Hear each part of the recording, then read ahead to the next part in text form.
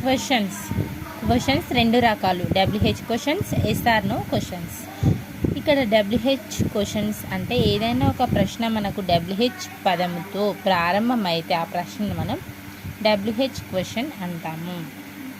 ఏదైనా ఒక ప్రశ్న మనకు WH పదంతో ప్రారంభమైతే ఆ ప్రశ్నను మనం ఏమంటాం, మనం WH క్వశ్చన్ అంటాం. Example, where are you going?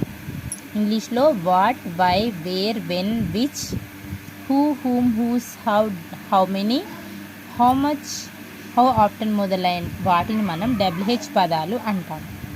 వీటితో ప్రారంభమయ్యే ప్రశ్నలను మనం WH క్వశ్చన్స్ అని అంటాం. ఇవి ప్రధానంగా ఇన్ఫర్మేషన్ను తెలియజేస్తాయి. దేన్ని తెలియజేస్తాయి? ఇన్ఫర్మేషన్.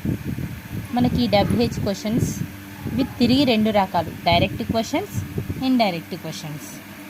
ఏమేమిటివి? ఇవి తిరిగి రెండు రకాలు, డైరెక్ట్ క్వశ్చన్స్, ఇండైరెక్ట్.